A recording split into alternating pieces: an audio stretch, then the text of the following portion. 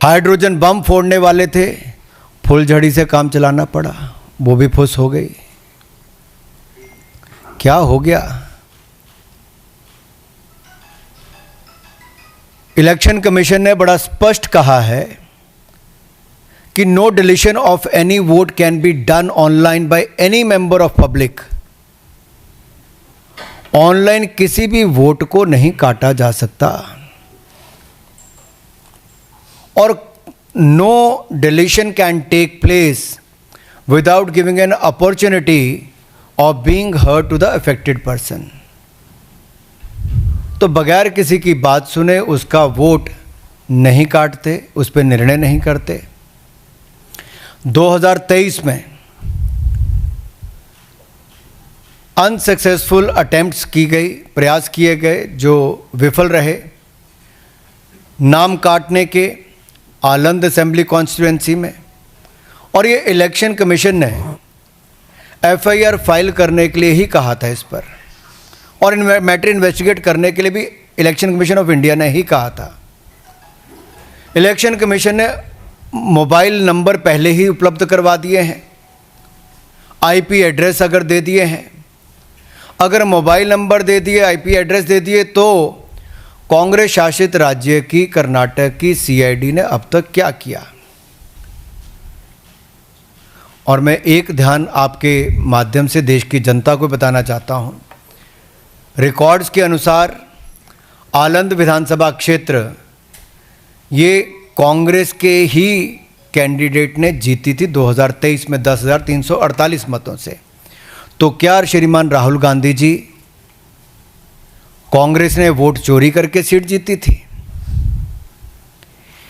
एक बात आज जो राहुल जी ने बातों में मान ली और अपने जवाब में कहा, वो कहते कहते हाइड्रोजन बम एक तरह से फोड़ गए अपने ऊपर ही।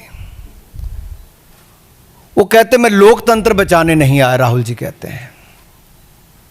लोकतंत्र को बर्बाद करने की तैयारी है क्या? गलत निराधार आरोप बार बार संवैधानिक संस्थाओं पर लगाना, गलत निराधार आरोप बार बार इलेक्शन कमीशन ऑफ इंडिया पर लगाना, कभी ईवीएम पर प्रश्न चिन्ह खड़े करने, कभी वीवीपैट पर करना, कभी चुनावों के नतीजों पर करना, और कभी टूल किट के सहारे भारत के लोकतंत्र पर, संवैधानिक संस्थाओं पर प्रश्न चिन्ह खड़ा करना, क्या यह आदत सी बन गई है? क्या चाहती है कांग्रेस पार्टी? पूर्व प्रधानमंत्री इंदिरा गांधी जी सत्ता का दुरुपयोग करके, अफसरों का दुरुपयोग करके चुनाव जीती है तो कोर्ट उनको बाहर का रास्ता दिखाता है। राजीव गांधी जी की हत्या के बाद एक लोकसभा का चुनाव पेंडिंग नहीं होता, 1 महीने तक अगर चुनाव को स्थगित कर दिया जाता तो किस पार्टी को फायदा उस समय के इलेक्शन कमीशन ने दिया? रमा देवी जी, एमएस गिल, टीएन शेषन से लेकर ये बाकी सारे इलेक्शन कमिश्नर जो थे किस पार्टी ने नियुक्त किए और वापस किस दल में गए? कांग्रेस पार्टी में गए।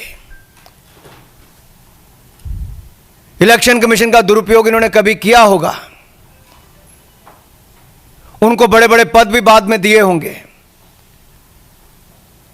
लेकिन अगर निष्पक्षता के साथ भारत का इलेक्शन कमीशन काम कर रहा है तो बार बार राहुल गांधी जी का प्रयास है कि लोकतंत्र पर प्रहार किया जाए, भारत के लोकतंत्र को कमजोर किया जाए, जनता को गुमराह किया जाए, और जिस तरह से बांग्लादेश नेपाल में स्थिति बनती है वैसे झूठ बोल बोल के वहां पे स्थिति पैदा कर दो देश में।